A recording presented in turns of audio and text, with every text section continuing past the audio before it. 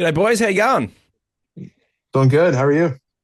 Good, good, mate. Hey, you guys have obviously been busy lately. The EP is been out for a couple of months now. How have you found it's landed with your audience? They've loved it. All the shows we played here in the States on our headline run, it went crazy, and we've been playing the whole thing. So yeah, I'm excited to bring that to Australia. Yeah, man. Yeah, 100%. Now this EP is I mean it's sick. Like we don't get to speak to a lot of metalcore bands like the heavier end of the spectrum. Like we don't often get a whole lot of that, and so being able to like dive into this EP and sit with it and I don't know, just enjoy it. I mean, it's great stuff, guys. Like you should be super proud. Like the production's amazing, the playing and the vocals, the contrast between all the tracks is it's tight. Like have you found that like people have resonated with it in a different way to your old stuff, or it's just like an extension of Wage War?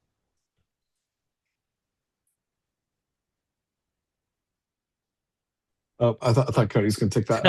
Sorry, I'm sorry. I No, disconnected. I was in my AirPods. I'm sorry. I just missed that whole question, but I'm here now. Or you might have to take it, Britain. yeah, yeah.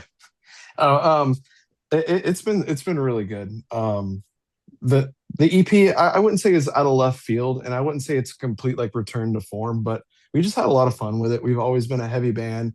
We've always loved like melodic stuff too. So it wasn't so much of like putting things in a box, being like songs have to be this way. We're just like we were recording music. We weren't really looking to put out an EP, and it's just like we made this music, and it just kind of fit all together. And we're like, let's just have fun with this, and you know, put all these collective songs together and see how it went. And the fans love it, and I feel like that's been a very true form of Wage War. We were not trying to like chase any trends or things like that, but yeah, we just had fun with it, and it was just us.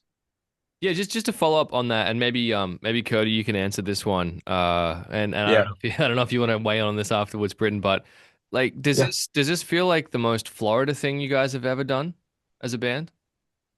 Oh yeah, big time. Yeah. But I think that was the point. You know what I mean? Like we just wanted to Mhm. like.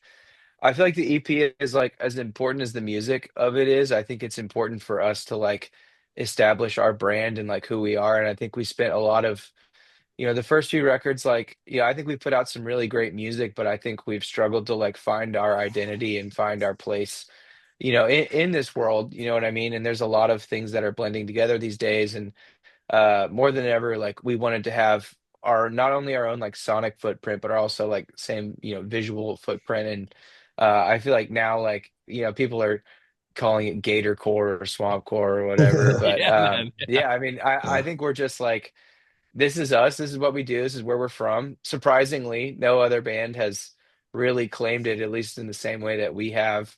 Um, and so, yeah, I mean, I think it was a very natural thing. We didn't want to do anything gimmicky. We just wanted to be ourselves, and this is kind of what came out. And so, yeah, definitely the most Yeah. Florida thing we've ever done.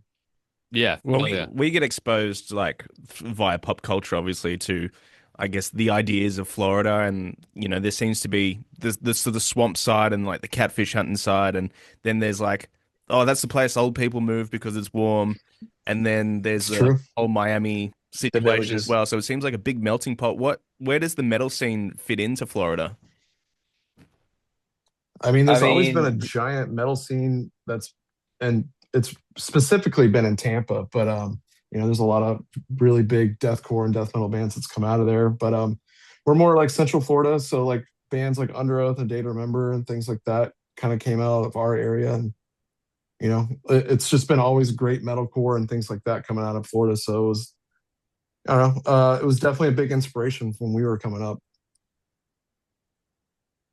And I guess obviously you're going to be bringing this show to Australia. You guys have been here a couple of times. You're here 2024, so not too long ago. Are you mentally prepared for the long fucking plane ride to come over here? And No. no. Yeah. okay, there's a quick answer to that one. But how have you found your times in Australia? You clearly can't hate it that much because you're prepared to come back again. So obviously Australian audiences are resonating with your stuff too. Yeah, I think that's always the one thing, right? Like no one, as soon as someone says hey, let's talk about Australia, everyone's just like, oh, but it's not, it is never because of the shows or the place. It's just thinking about those two absolutely hell breathing travel days. And this one will be the worst one yet because we start in Perth. So we Yeah. have to go all the way. We live on the opposite side of the United States. So we have to cross the United States, cross the Pacific Ocean, and then cross Australia just in that one day, which is just going to be so brutal. But it'll be worth it. Obviously, we love the it's shows all we've had worth it. there. Yeah, it's all always worth it. And yeah, I'm excited. Yeah, well, the metal scene in Australia is I mean, I'm sure there's probably bands over here that you've drawn inspiration from over the years as well. We've had some bands that have kind of carved out their own profiles in the scene. Have you found like I guess any overlap between how Florida feels as, you know, a state and how Australia feels as a country? Because a lot of the time, especially here on the East Coast, we're on the Gold Coast here, people draw that conclusion between Florida and the Gold Coast a lot. So I don't know, how does it feel for you guys? Because I've never done the reverse. I've never been to Florida, but you guys have done both. So Mhm. does it feel like there's I any mean, overlap? I've heard the comment that Florida is the Australia of the United States. So, Yeah. I mean, we got alligators, crocodiles, giant snakes, poisonous snakes, things like that. We definitely have, Yeah, the it's just similar the home. It's animals, just but it's yeah. just our home on the other side of the world, and we just don't know Hmm. it yet. Yeah. Yeah, yeah, no doubt about it. And we definitely welcome the heavy stuff with open arms. It's going to be great to have you guys here. I guess in a more general sense, how have you found the climate of metalcore? I guess maybe more specifically, recently. I mean, I know Bring Me the Horizon, bringing out, you know, Count Your Blessings and doing the re-release. It feels like things have always been good and more people are getting around to heavy stuff, but I guess a lot of people are celebrating that like 20th anniversary of, you know, some defining metal thing, and it's like everything's really pumping up here. Does it feel like that for you guys too? Yeah. I mean, I feel like a lot Definitely. of bands are getting back to like the riffs and just like kind of what made metalcore badass in the first place and what kind of like attracted me to it. Cause, when I first started listening to this style of music, I was listening to like Lamb of God, early Kill Switch, early All It Remains, things like that. And all those bands had the sickest riffs ever. So it's cool to see Bring Me going back to like their first record and things like that, where they were just going nuts with the guitars. I love that. Hmm. Yeah, and the production is It's tightened up pretty like a lot too. Yeah. it's pretty insane to see that some of the biggest tours right now are like rock and metal tours. You know what I mean? Like it just is Hmm. like, I mean, even when we started, playing in Wage War, like metal was not as big as it is right now. You know what I mean? Like the biggest you would Yeah. maybe think is playing like, maybe like 3 to 5,000 cap venues. Like nobody saw, Sleep Token and Bad Omens selling out arenas. You know what I mean? This past year, like that just came out of nowhere, and now like metal is so big and it's like a mainstream style of music, and so it's a Hmm. super exciting time for heavy music, and I think people are not afraid to like take chances, whichever way that may be, if that's the heavy way or the melodic way, whatever it might be. I feel like it's kind of I feel like the rules are kind of lifted and now everyone's just kind of doing their thing, and I think that's exciting. Well, your tour starts down here, as you said, in Perth. You guys aren't fucking around. As you said, you're going all the way across the country. You guys are absolutely Hmm. madmen. But I guess get it all out of the way and then come back to the East Coast. Have you played many or any of these venues before? Are you looking forward to exploring some new parts of the country while you're here? I feel like, is the Tivoli on there? Yeah, I feel like we played the Tivoli with Polaris. Yep. We maybe the one upgrade is to the Metro or the Forum. Sorry, the Forum's a Forum. I great think venue in that Melbourne. we Yeah. might have played with Polaris. Yeah, it's hard to say. I'm not as knowledgeable in venues over there, but I think all of these cities we played before. Actually, the last time and first time we played Perth, all of our gear got left on a flight, and so we played with like bunch of people just bought random amps and guitars from their house and a drum set, Yep. and we just played like I felt like we were playing like at a Buffalo Wild Wings. I don't know. It was like, and the show feels like a fever dream. But I'm pretty sure the last time we played Perth was like insane. Yeah. It was like It was like we were just a using. room.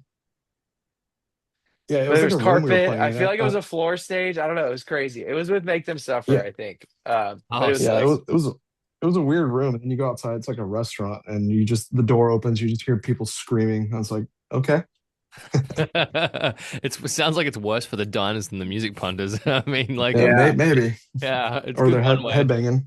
Yeah. On that note of like playing shows, I mean, the production on this EP is fantastic. I think that it's taken another step. I don't know if there was a particular influence that was involved in that, whether maybe one of the members in the band like got a little bit more invested in it, because I feel like that can sometimes be the way that things go, like with adding more elements. But like when it comes to bringing that stuff live, there's been a few different conversations about playing live the tracks. I know Rick Beato, who does so much stuff on YouTube, has been talking about it in regards to Bring Me the Horizon a little bit. But how does it feel for you guys? Like, do you enjoy having extra layers? Do you tour with like any tracks? Do you feel like that lifts like what you guys do? And I guess maybe we start with Britain on this one. I mean, there's definitely like layers and things like that to our show, but like all the main things of like guitar, drums, all that stuff's always real. I mean, there's little production things we do here and there, like sirens and stuff like that. Like obviously, I can't go get a Big siren and booms. start playing that on stage, but Yeah, yeah, I mean, there is little things like that, but it's not like essential either to our music. You know, that stuff could not be there, and you're gonna get, you know, basically the same show. So, some people hate it, some people love it. I think it's just little production things we like to do to set the mood, like like the swamp sounds and things like that. Like yeah, yeah. you know, I do feel but like metal gets unfairly targeted in that regard, where it's like it's fine yeah, for other genres because they're not like hard, you know. So hmm why is having sort of atmospheric, elements? Why is that counter to the yeah. narrative of being heavy? I don't get it. Well, I see the other flip side of the coin too, where people are just like, oh, this person's like just singing to a track, you know. So like I understand both sides of the coin, but we try to keep it, pretty simple. Mm. Yeah, well, I mean, the album has so many different bits and pieces going. The EP has so many different bits and pieces going on with it. I mean, hmm as does your other stuff. I think it would be hmm people would miss it if it wasn't there. And I guess just Yeah. like one other thing. How do you guys feel about, I mean, the future of what your releases are going to look like? Do you think that there's ever a chance that is fusing an EP into an upcoming album sacrilegious to you guys? Is this going to be standalone work? Is it going to just sit there, or is there a chance that there'll be a bigger culmination of things that will merge into this EP and then become a new album? Um, yeah, I mean, I don't think, yeah, I don't see us like putting just slapping a couple more songs on it and calling it an album. I think whatever we do next is its own thing for sure.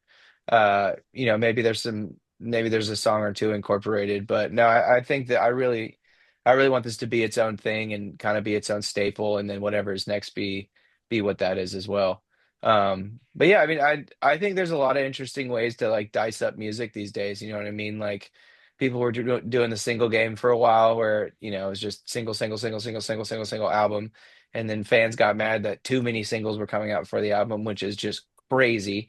Mhm. You're giving me too much music, and then Yeah, if you yeah. don't give them enough music, well, so for the EP we just gave out one song. You know what I mean? We put out Song of the Swamp in February, and it came out in Set the tone. April, and that worked great for us. You know what I mean? Like we kind of kept our cards close to the chest, which maybe that's how maybe it's not one, but if it's a 10-song album, maybe it's two songs instead of five songs or whatever it might be. So, the landscape is just ever changing, for the better and also in a very frustrating way. So I think just trying new things, like putting out an EP off cycle, uh, is kind of just the stuff that we're gonna do. And there's really no rules on the ways to dice all this up. So yeah. Yeah. Hell yeah. Man, it's an absolute belter, and we can't wait for you to bring it down under. So, the tour starts 30th of July in Perth, Adelaide, Melbourne, Brisbane at the Tivoli, as you mentioned, and Sydney. Tickets available through destroyallines.com. You're bringing your friends Orthodox and Heaven's Gate as well.